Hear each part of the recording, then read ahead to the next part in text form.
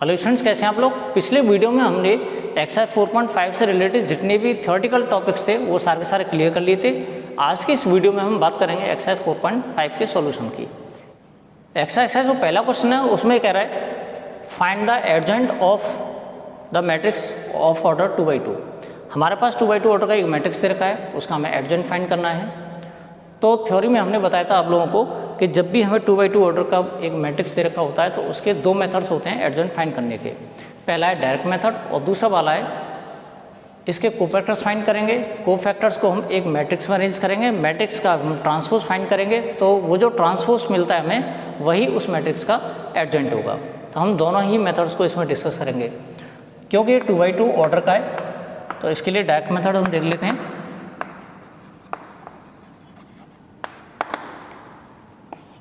यहाँ लिखेंगे adjoint A.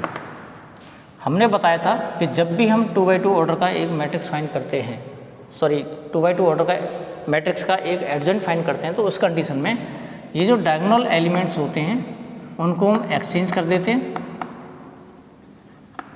और ये जो सेकेंडरी डायगोनल है इसके एलिमेंट्स का साइन चेंज करते हैं। जब हम इन दोनों को एक्सचेंज करेंगे तो हमें मिलेगा 4, इधर हो जाएगा 1 और इन दोनों का साइन चेंज होगा तो ये मिल जाएगा हमें -2 और इधर हो जाएगा -3। ये इसका डायरेक्ट एडजॉइंट फाइंड किया जा सकता है इस मेथड से। अब डिटेल्ड मेथड क्या है इसका, इसको सेकंड मेथड भी कह सकते हैं। उसमें हम क्या करते हैं, लेट A = 1 2 3, ये 2×2 ऑर्डर का जो मैट्रिक्स है उसको हमने A कंसीडर कर लिया है। सबसे पहले इसके कोफैक्टर्स फाइंड करेंगे क्योंकि इसके 4 एलिमेंट्स हैं तो 4 ही इसके कोफैक्टर्स होंगे। तो सबसे पहला कोफैक्टर है A11, फिर मिलेगा हमें A12, फिर मिलेगा A21 और उसके बाद लास्ट में मिलेगा A22। ये इसके कोफैक्टर्स हैं। अब बात करते हैं इनके साइन की। क्योंकि इन दोनों का सम इवन है, पॉजिटिव साइन देगा, ऑड है नेगेटिव साइन देगा।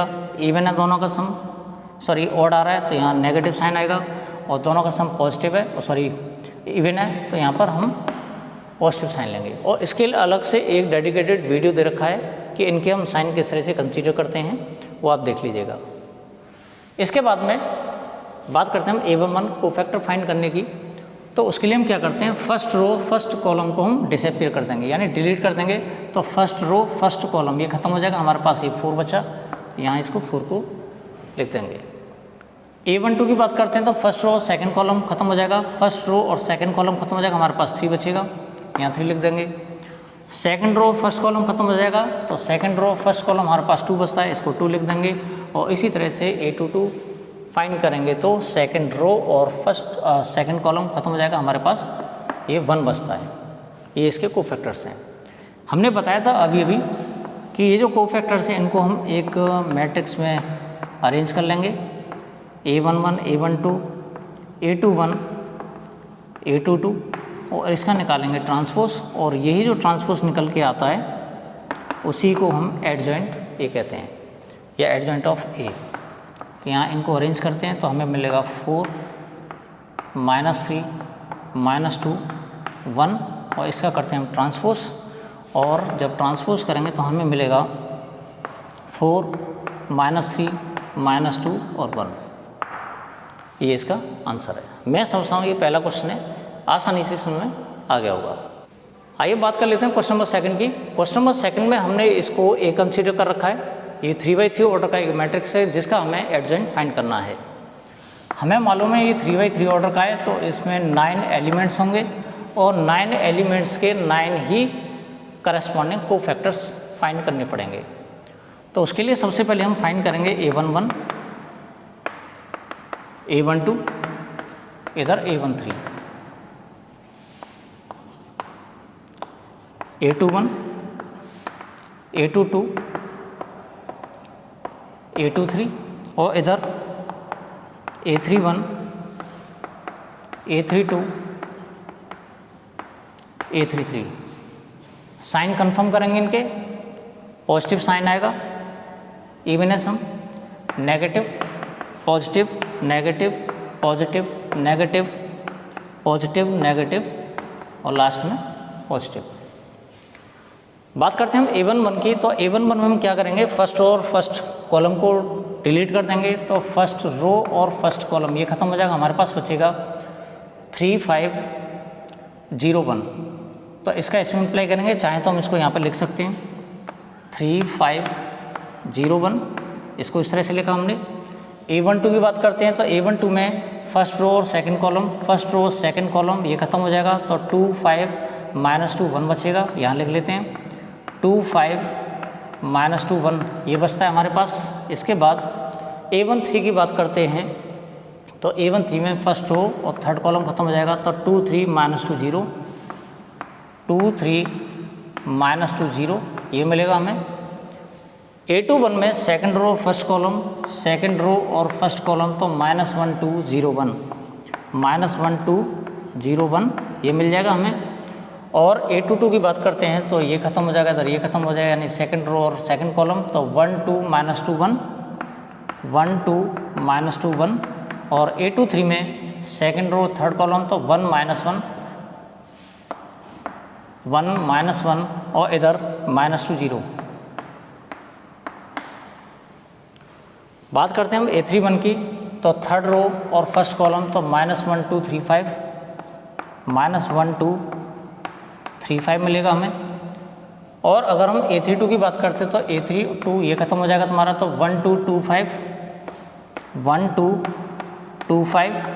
और अगर हम बात करें A33 की तो थर्ड रो और थर्ड कॉलम खत्म हो जाएगा, 1 -1 2 3, 1 -1 2 3 ये हमारे पास इसके कोफैक्टर्स आ जाते हैं। अब इनको सॉल्व करेंगे, ये पॉजिटिव साइन है, ये हो जाएगा 3 -0 और ये मिलेगा हमें 3। बात करते हैं इसकी, -2 1 जा 2, 5 2 जा 10, माइनस का 10, एक माइनस पहले से है तो ये प्लस का 10 हो जाएगा। तो इसका जो रिजल्ट मिलेगा वो मिलेगा हमें -12।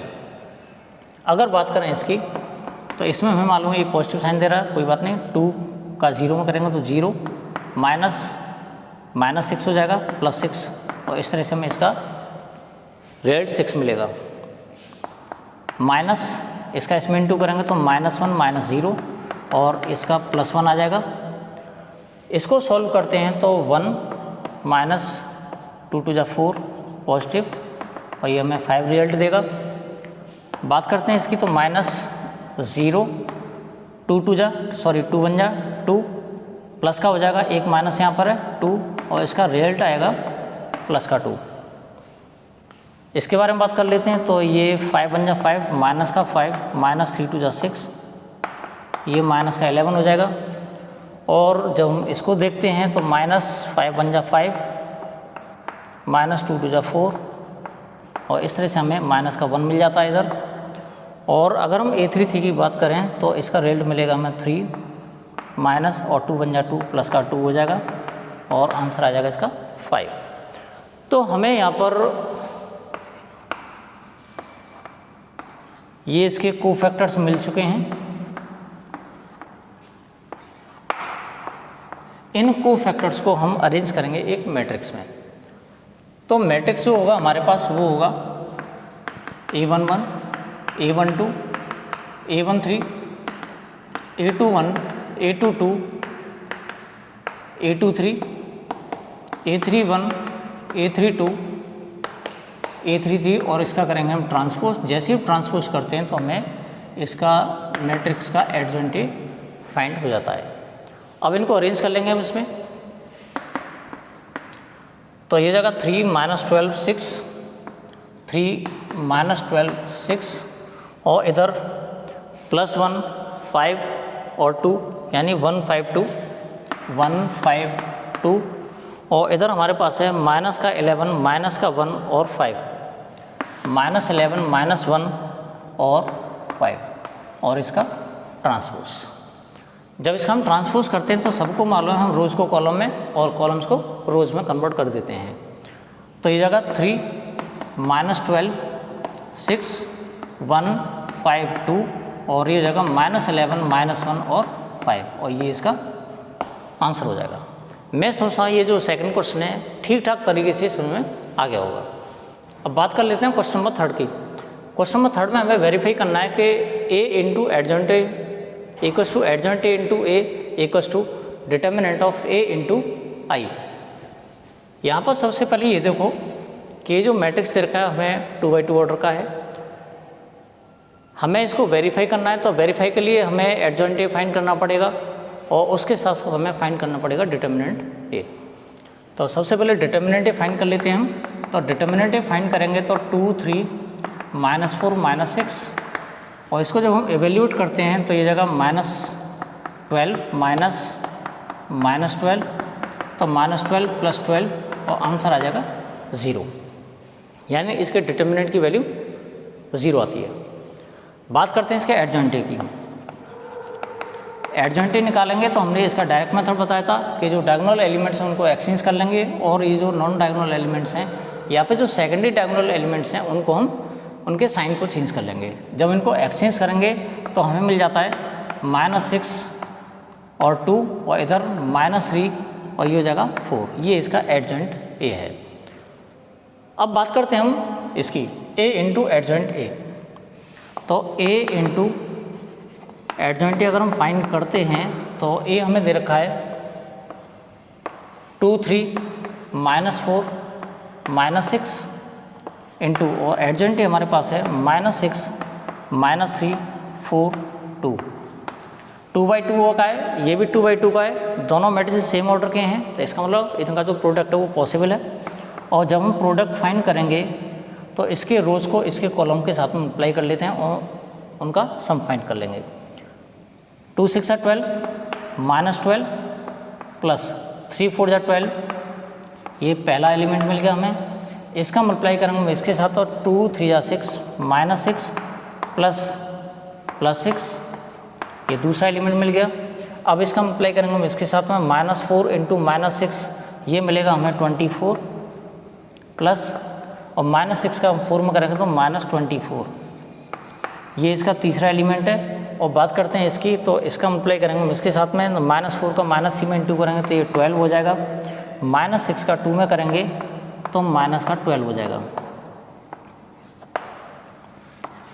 तो हमें मिला ए इंटू एडजॉइंट ए की वैल्यू आ जाएगी, यहाँ 0 हो जाएगा, -12 + 12 -6 + 6 24 -24, इधर 12 -12, यानी सारे के सारे एलिमेंट्स इसमें वो 0 हो जाएंगे।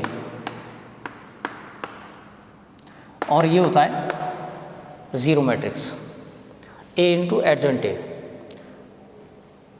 और हमें मालूम है किसी भी 0 मैट्रिक्स का अगर डिटर्मिनेंट फाइंड कर लेते हैं तो ये मिलेगा 0 0 0 0, और इसको इवेल्यूएट करेंगे तो ये आंसर आ जाएगा 0। हमें प्रूफ करना है डिटर्मिनेंट ए इंटू आई। तो हमें मालूम है डिटर्मिनेंट की वैल्यू है 0। इसमें अगर हम 1 से इंटू कर लेते हैं, 1 से इंटू कर लेते हैं तो हमें तब भी 0 मिलेगा। अगर इस 0 मैट्रिक्स में अगर हम आई से, जिसे हम आइडेंटिटी मैट्रिक्स भी कहते हैं, उससे मल्टीप्लाई करेंगे तो हमें फिर 0 मैट्रिक्स मिल जाता है। तो हम क्या करेंगे, अगर ये 0 मैट्रिक्स है तो इसको हम आई से मल्टीप्लाई करेंगे, और ये जो 0 मैट्रिक्स है इसको इवेल्यूएट करते हैं डिटर्मिनेंट की फॉर्म में तो हमें 0 मिल जाता है, यानी एक तरह से ये डिटर्मिनेंट है, ए है। तो डिटर्मिनेंट ए इंटू आई। तो हमने ए इंटू एडजॉइंट ए को प्रूफ कर दिया determinant of A into I की फॉर्म में। इसके बाद सेम कंडीशन है इसकी adjoint A into A. Adjoint A into A जब हम फाइंड करते हैं तब भी हमें यही वाली फॉर्म मिलेगी, यानी ये 0 मैट्रिक्स है। और 0 मैट्रिक्स को अगर हम इवेल्यूएट करते हैं, इसका डिटर्मिनेंट फाइंड करते हैं तो इसकी वैल्यू 0 आएगी। तो इसको हम 0 मैट्रिक्स इंटू आई भी लिख सकते हैं, और ये जो वैल्यू आएगी न्यूमेरिकली डिटर्मिनेंट ए की वैल्यू है, और इसको हम इस फॉर्म में भी लिख सकते हैं। तो हम कह सकते हैं कि A into adjoint A equals to adjoint A into A की value determinant A into I के इक्वल होती है। अब इसका जो 4th वाला क्वेश्चन है उससे थोड़ा सा ज़्यादा कॉन्सेप्ट क्लियर हो जाएगा, क्योंकि इसमें जो डिटर्मिनेंट की वैल्यू 0 आ रही है तो थोड़ा सा कन्फ्यूजन क्रिएट हो रहा है, लेकिन नेक्स्ट क्वेश्चन में इसमें 0 नहीं आएगी तो उससे पूरा कॉन्सेप्ट क्लियर हो जाएगा।